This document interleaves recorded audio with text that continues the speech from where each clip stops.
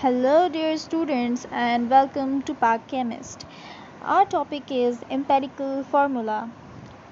So, I'm definitely sure इस video की and तक जिन जिन को एम्पेरिकल फार्मूला निकालने नहीं आ रहा वो भी सीख जाएंगे और बहुत ही इजी मेथड शो किया है। इससे पहले कि हम वीडियो स्टार्ट करें आई वांट कि आप या तो इसके स्क्रीनशॉट ले लें या फिर आप लिख लें, कहीं नोट डाउन कर लें और ये रूल्स के अकॉर्डिंग हम पूरा न्यूमेरिकल सॉल्व करेंगे। So do subscribe my channel and press the bell icon for the updates. तो चलें स्टार्ट करते हैं। सबसे पहले इसमें हम क्या देख रहे हैं कि एक ऑर्गेनिक कंपाउंड है, ठीक है। एक ऑर्गेनिक कंपाउंड है जो कंबस्टेड मीन्स कंबशन रिएक्शन उस पर हुआ है और उसके रिजल्ट में कार्बन डाइऑक्साइड और वाटर का मॉलिक्यूल रिलीज़ हुआ है। कार्बन डाइऑक्साइड कितनी रिलीज़ हुई है, इतनी ग्राम्स, और वाटर कितने 1.640 ग्राम्स रिलीज़ हुए हैं। और जो हमारा टोटल ऑर्गेनिक कंपाउंड जो ग्राम्स में गिवन था 1.367 ग्राम्स था। अब इसमें देखते हैं सबसे पहला रूल हमारा क्या होता है, to detect the element present. तो इसमें इस रिएक्शन में कौन कौन से एलिमेंट्स प्रेजेंट हैं। तो एक ऑर्गेनिक कंपाउंड है जो ऑक्सीजन के साथ रिजल्ट में कार्बन डाइऑक्साइड और वाटर रिलीज़ कर रहा है, कंबशन रिएक्शन कर रहा है। सबसे पहला रूल है हमारा कि हमें ये डिटेक्ट करना है कि कौन सा ऐसा एलिमेंट है जो इसमें प्रेजेंट है। तो है carbon, hydrogen and oxygen. Carbon कहाँ से आएगा, कार्बन आएगा हमारे यहाँ से कार्बन डाइऑक्साइड से, और हाइड्रोजन हम वाटर मॉलिक्यूल से निकालेंगे, मासेस मीन्स, और ऑक्सीजन हम कार्बन डाइऑक्साइड से भी ले सकते हैं, वाटर मॉलिक्यूल से भी ले सकते हैं, या फिर हम इन दोनों को जो हमारा कार्बन और हाइड्रोजन के निकलेगा उसको माइनस करके भी ले सकते हैं। वो आगे स्टेप्स करते हैं तो आपको क्लियर हो जाएगा। अब हम अपने सेकेंड रूल पे मूव ऑन करते हैं। सेकेंड रूल हमारा ये कहता है कि टू डिटरमाइन द मासेस। तो हमें सेकेंड रूल में मासेस फाइंड करने हैं, कार्बन, हाइड्रोजन और ऑक्सीजन के। तो हम सेकेंड रूल में कार्बन का मास फाइंड करते हैं। कार्बन का मास फाइंड करने के लिए हमें क्या लिखना है, देखो जब भी हम कोई परसेंटेज निकालते हैं या किसी परसेंटेज फॉर एग्जांपल, तो टोटल हम हमेशा नीचे रखते हैं और जो गिवन जो हमारे नंबर आते हैं या कुछ भी वो हम ऊपर रखते हैं, ठीक है। जो गिवन जो मार्क्स हम गेन ऑब्टेन करते हैं वो ऊपर रखते हैं। तो अब हमें क्या करना है, टोटल हमारा हम कार्बन का मास निकाल रहे हैं, किस में से निकाल रहे हैं, कार्बन डाइऑक्साइड में से। तो हम क्या लिखेंगे, 1 मोल ऑफ कार्बन डाइऑक्साइड। 1 मोल क्यों, क्योंकि यहाँ पे एक कार्बन डाइऑक्साइड का मोल दिया हुआ है, 2 मोल्स नहीं दिया। अगर 2 मोल्स दिए होंगे तो वो लिखा होगा। अच्छा, अब हम आगे कंटिन्यू करते हैं। 1, अब इसमें कितनी कार्बन है, एक कार्बन है। देखो कार्बन कितना दिया हुआ है, 1 कार्बन। तो हम क्या लिखेंगे यहाँ पे 1 मोल ऑफ कार्बन, ओके। फिर मल्टीप्लाई करेंगे हम किस में से, ग्राम्स। टोटल हमें कार्बन डाइऑक्साइड के कितने ग्राम्स दिए हुए हैं, 3.002 ग्राम्स। तो हम टोटल यहाँ पे इतने ग्राम्स लिख देंगे इसी के, ओके। देन हम आगे कंटिन्यू करेंगे 1 मोल ऑफ कार्बन में, यानी कार्बन का मास कितना होता है, 12 होता है। और कार्बन डाइऑक्साइड का जब आप मास निकालेंगे, कार्बन का होता है 12 प्लस ऑक्सीजन का होता है 16, मल्टीप्लाई 2 करेंगे 32 आ जाएगा, और दोनों को प्लस करेंगे 44 आ जाएगा। आई होप ये आपको मास निकालना आता हो, इसलिए मैंने ये इसको यहीं पे रहने दिया और आपके लिए छोड़ दिया। आप फाइंड करके ज़रूर कमेंट बॉक्स में लिख दीजिएगा। फिर मल्टीप्लाई करेंगे 3.002 से। अब सिंपल मैथमेटिक्स है और कुछ भी नहीं है।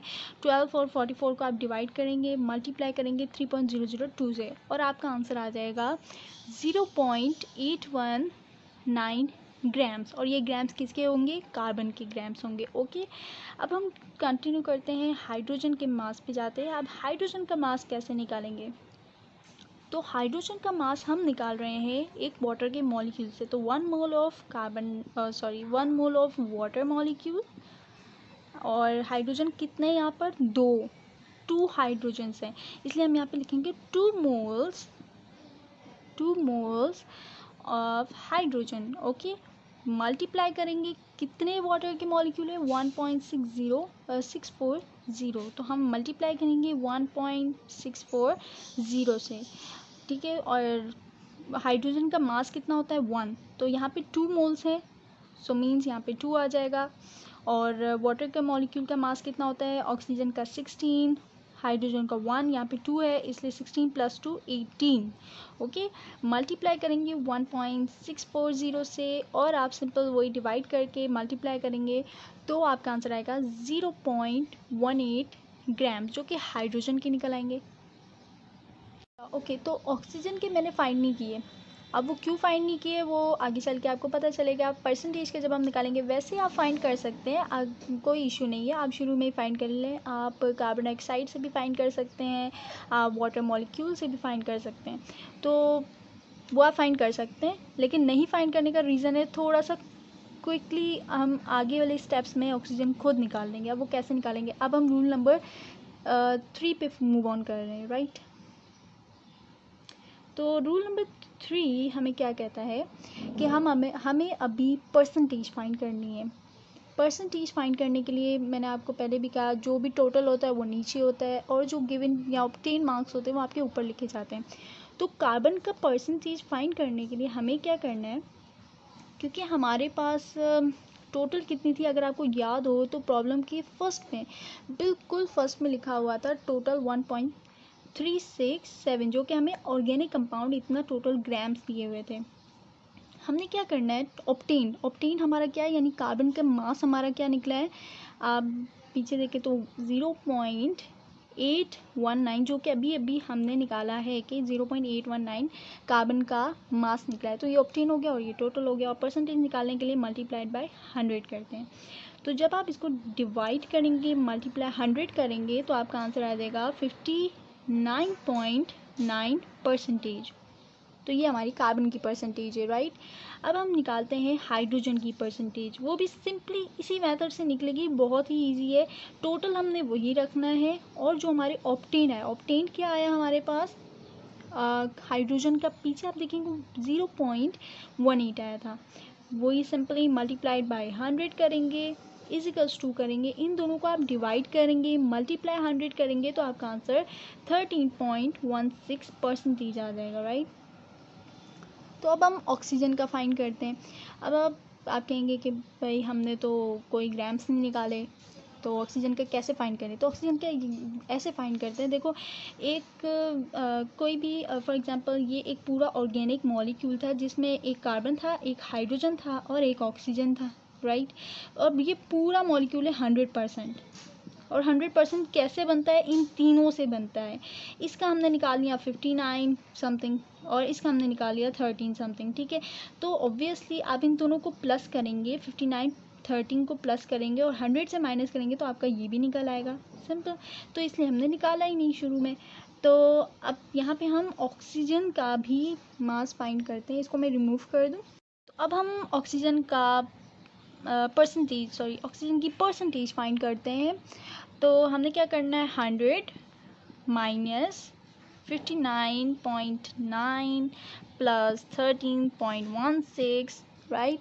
आप इन दोनों को प्लस करें और इससे 100 से माइनस करेंगे, आपकी परसेंटेज ऑक्सीजन की है वो आ जाएगी 26.94%। ओके, तो ये हमारी ऑक्सीजन की निकल गई, सिंपल। समझ आया। तो वो जो एक मैंने एक सर्कल बनाया था जिसमें मैंने कार्बन और हाइड्रोजन किया था, ये है हमारा कार्बन जो कि हमारा 59 में है, ये 13 है ऑक्सीजन, और हमारा जो 13 हमारा हाइड्रोजन है, और ऑक्सीजन जो है वो हमारा 26 है। तो ओवरऑल क्या हो जाएगा, 100%। तो इस तरह हम फाइंड कर सकते हैं। लेकिन अगर आपको फिर भी लेंथी करना है, आपको चेक करना है, तो आप चेक कर सकते हो, ठीक है। मतलब चेक करने का वही तरीका है, मास निकालो, आप वाटर के मॉलिक्यूल से निकालो या कार्बन डाइऑक्साइड के मॉलिक्यूल से निकाल लो, वो आपके ऊपर डिपेंड करता है। फिर आप उसी मेथड से जब मास निकलेगा तो डिवाइड टोटल करोगे, मल्टीप्लाई 100, तो आपका एग्जैक्टली यही परसेंटेज निकलेगी, ठीक है। तो दूसरा भी तरीका आपको बता दिया, ताकि आपको अगर चेक करना है तो आप चेक कर सकते हैं। तो ये ज़रा क्विकेस्ट मेथड था। तो हम फोर्थ मेथड पे अपने 4 रूल पे जाते हैं। तो फोर्थ रूल ये कहता है कि हमें मोल रेशियो फाइंड करना है। अब मोल रेशियो फाइंड करने के लिए हमें क्या करना है, कार्बन का मोल रेशियो कैसे फाइंड करता है। अच्छा, ये जो हमारी परसेंटेज निकली है कार्बन की क्या है, 59.9, जो कि हम कार्बन के मास से, कार्बन का मास कितना होता है, कार्बन का मास होता है 12, तो हम 12 से डिवाइड करेंगे और हमारे पास आंसर आ जाएगा कार्बन का मोल रेशियो 5। अब हाइड्रोजन का मोल रेशो फाइंड करने के लिए क्या करेंगे, सिंपल वही परसेंटेज हम ऊपर रखेंगे 13.16 और हाइड्रोजन का मास होता है 1, तो ये तो बिल्कुल सेम आ जाएगा। If I am not wrong, yes 1, हाँ 13.16। ओके, तो ऑक्सीजन का भी हम देख लेते हैं, ऑक्सीजन का क्या चल रहा है। ऑक्सीजन का है हमारे पास परसेंटेज 26.94, जो कि हम ऑक्सीजन के मास से डिवाइड करेंगे 16 से और हमारा आंसर आ जाएगा 1.68। तो कार्बन, हाइड्रोजन और ऑक्सीजन का हमने मोल रेशो फाइंड कर दिया। अब बिल्कुल लास्ट हमारा स्टेप आ गया है, जो कि फिफ्थ स्टेप है, जिसमें fifth step right, fifth step में हमने फाइंड करना है इसके सिंपलेस्ट रेशोज़ फाइंड करने हैं। तो कार्बन का हमारे पास क्या आया था, 5 आया था। हाइड्रोजन का हमारे पास क्या आया था, 13.6 और 16, वो आप चेक कर लीजिएगा। आई गेस 16 था, तो हम 16 रखते हैं। और ऑक्सीजन का हमारे पास आया था 1.68। ओके, तो हमने क्या करना है, अब सिंपलेस्ट रेशो के लिए हमें इन तीनों में से जो सबसे छोटा नंबर है, अब छोटा नंबर कौन सा है 1.68, इससे डिवाइड करना है।